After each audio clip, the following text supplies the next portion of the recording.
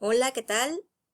Bueno, este primer video es un breve recuento de lo que han estudiado en estas semanas previo al ejercicio final, que es el catálogo tipográfico. Bueno, voy a empezar como les decía, con una breve recapitulación. Este va a ser quizás el video un poquito más larguito. De ahí los que siguen serán más cortos, porque vamos a hacer un repaso previo. Y comenzamos con la primera clasificación de las fuentes tipográficas. Ustedes investigaron la historia de la tipografía, del diseño tipográfico y también investigaron las partes del carácter. Ahorita llegaremos a ese punto donde va a ser necesaria esa información. Empiezo con un repaso. Eh, como les decía, a ver, comenzamos, avanzamos. Ahí está. La tipografía comienza con la imprenta de tipos móviles, que son estos moldecitos de hierro fundido, labrados, para tener cada moldecito un carácter, que un carácter puede ser un número, una letra, un signo. Ustedes investigaron en la historia el año en el que fue creada la imprenta, y con esto surge la posibilidad de crear, o de más bien de diseñar e imprimir libros mucho más rápido que lo que se hacía antes, que se hacían a mano y se tardaban años hacerlo. Ahora en un solo año se imprimían varios libros. Era aún muy lento, pero se había mejorado muchísimo la velocidad, y esto significaba que la información podía llegar a más personas, aunque seguía siendo información solamente para las clases altas, como los reyes, el clero, el ejército. No todo el mundo sabía leer, pero bueno, al menos ya era más fácil reproducir la información como en un libro. Como les venía comentando, la unidad mínima de la tipografía es el carácter. El carácter, no el carácter, aunque también se puede pronunciar carácter, ya está aceptado el uso de la palabra carácter como sinónimo de la unidad de la tipografía, que puede ser, como les decía, una letra, un número, en letras las minúsculas, las mayúsculas, los signos matemáticos, los signos ortográficos y todo aquello que ocupe un espacio en un texto. En las partes de un carácter, esto ustedes ya lo investigaron, los nombres de las partes del carácter, porque es importante que ustedes investiguen esto, porque cuando yo les hable de las clasificaciones tipográficas voy a decir palabras como serif, como asta, como pie, etcétera, que necesito que ustedes ya manejen para que quede más claro cómo se clasifican, cómo se diferencian unas fuentes de otras.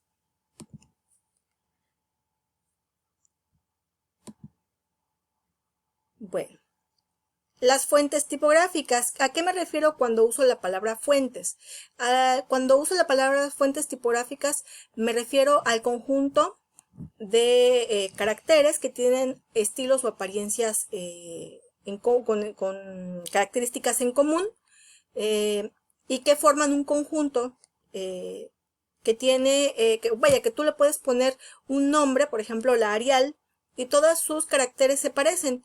La Rockwell, si se fijan, tienen características similares un carácter a otro, como en este caso los piecitos, los serif, y en el caso del Arial, pues que no tiene serif, pero que su grosor es constante. Es decir, tú puedes identificar que todos sus caracteres pertenecen a un solo conjunto. La palabra fuentes tipográficas ustedes también la han visto en sus programas de cómputo, cuando eligen estilos de fuentes, para elegir qué aplicación, qué fuente quieren aplicar a su trabajo. ¿Qué es una familia tipográfica? Una familia tipográfica ya es un conjunto de fuentes que tienen características en común, pero pequeñas variaciones, como puede ser de grosor, de anchura, pero que se siguen pareciendo. Es pues como en toda familia, que los caracteres de esas fuentes se parecen, pero algo cambia, quizás el grosor, quizás es más condensada, pero sigue siendo parte de una misma marca. Sobre todo aquí hablamos ya de marcas de fuentes. Un ejemplo de esto es cuando hablamos de, por ejemplo, Arial Narrow, Arial normal, digamos, Arial Bold, Arial Ultra, Arial Black, que son la misma familia, pero con diferentes grosores. Ahora las clasificaciones tipográficas. Todas las fuentes y familias tipográficas tienen su clasificación, es decir, pueden entrar en un grupo de fuentes que tienen ciertas características básicas en común. A partir de aquí es que van a hacer ustedes su catálogo tipográfico. ¿En qué va a consistir? Ustedes van a buscar ejemplos de las siguientes clasificaciones tipográficas. Terminando la explicación de las romanas, les explico cómo hacer la actividad. Bueno, las romanas es la primera clasificación tipográfica porque es la más antigua. Por eso la primera es la romana antigua. Este tipo de letra, esta clasificación tipográfica, tiene la siguiente característica. De entrada, tiene pies o patines o serif o serifa, como le quieran decir, a este bordecito al final, ¿sí lo ven? Y este tipo de letra trata de imitar la escritura que se hacía con cincel en piedra en la antigua Roma, ¿sí? Si se fijan, tiene, como les decía, el patín, el pie, y se une en curva, se llama vinculación a esto, es decir, la manera en que el asta se une al patín es a través de una curva, se llama vinculación redonda. Y si se fijan, el grosor de los trazos del carácter no varían mucho. Es ligeramente más delgado este lado que este lado, pero no es fuerte el cambio del grosor, menos en los dos pies no hay cambio en el grosor. Lo podemos ver aquí. El grosor es constante, no hay cambios, y la vinculación entre el asta y el patín es redondita. Esta romana es la más antigua. Seguimos con la romana de transición. Ustedes en su línea de tiempo identificaron más o menos en qué año se creó. Muchos incluyeron el dato de la Times New Roman, que es la fuente tipográfica que se creó para el periódico Times, Times New o Times News, allá como en el finales de 1800. Si se fijan, esta fuente mantiene los trazos como la romana antigua, muy parecidos, es decir, tiene patín, se parece mucho, pero si se fijan, el grosor entre una asta y otra ya es diferente, ¿sí? Una piernita y otra es diferente, ya se nota la diferencia del grosor entre este bracito y esta bajante, ya se ve diferente el grosor, ya se nota el cambio, y se llama romana de transición porque es la romana en medio de la siguiente clasificación. Aquí podemos ver entonces esas características. Bueno, su vinculación sigue siendo redonda, es decir, se sigue uniendo de manera circular el pie al asta, pero ya vemos la diferencia del grosor.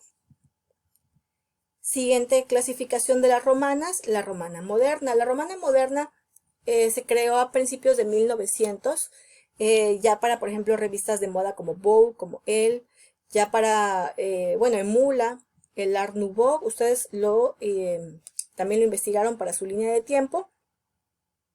Y vemos que sigue teniendo pie, sigue teniendo este remate final. Notan ustedes la gran diferencia de grosor que hay entre una asta y otra. Es súper marcado. Pero vean la vinculación ahora es recta, es decir, ya no hay una curvita aquí, sino que el patín es nada más colocado de manera seca, no se une de manera circular al asta. Aquí quizás un poquito, pero los demás ya no. Entonces, aquí vemos la romana moderna. Hay otro tipo de romana que vamos a ver más adelante, que son las egipcias, pero por lo pronto vamos a identificar estas tres. Aquí podemos ver una comparativa entre estas tres romanas, la romana antigua, la romana de transición y la romana moderna. Aquí les comparto un GIF solamente lo puedo ver en internet. Vemos las diferencias de los contrastes, de las uniones, por si lo quieren checar para hacer su clasificación. ¿Ustedes qué van a hacer para esta actividad? Van a crear una presentación de diapositivas. Si quieren, después le pueden agregar algún estilo. Recuerden que van a crear aquí su portada. Vamos a crear una nueva diapositiva. Y aquí empezamos con romana antigua. ¿Y qué van a hacer ustedes? Van a investigar ejemplos de romanas antiguas. Si nos vamos tantito a Google, si yo coloco la palabra romana o las palabras romana antigua, probablemente me salga cosas de la antigua Roma. Hay que aprender a discernir de la información. Busco tipografía y entonces me pongo a ver ejemplos de romanas antiguas. No todas las que aparecen son romanas antiguas. Por ejemplo, esta es una romana de transición. No se vayan con lo primero que ven. Aquí es donde ustedes tienen que aprender a discernir entre un ejemplo y otro. Por ejemplo, este sí y así, ¿no? ¿Qué van a hacer? Entonces, ustedes van a escribir el nombre de la fuente que coincida con un ejemplo. Pueden hacer lo siguiente. Por ejemplo, les propongo el sitio thefont.com, fontsquirrel.com y fonts.com.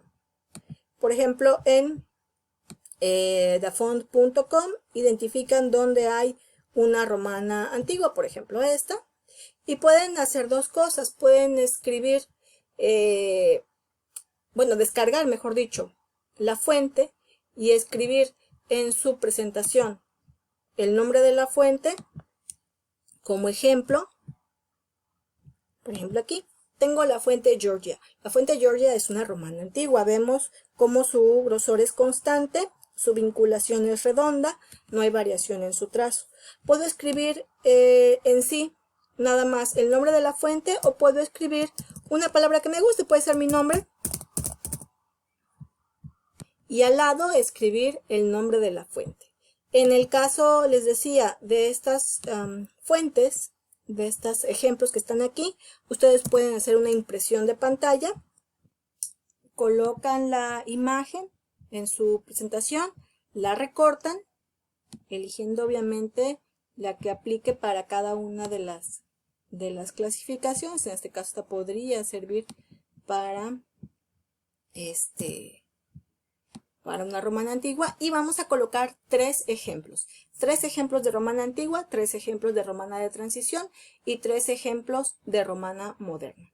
Hay otra tipo de romana que se parece mucho, pero tiene sus diferencias. Por lo pronto vamos buscando esos 3 ejemplos para ir armando nuestra presentación a como se presentó en la planeación que les expliqué en el primer video, nuestra primera sesión, y vamos formando esta presentación. Aquí 3 romanas antiguas, siguiente diapositiva 3 romanas de transición y siguiente diapositiva 3 romanas modernas. En los siguientes videos vamos a ver las egipcias, las sans serif, las incisas, las caligráficas, las manuales y las decorativas.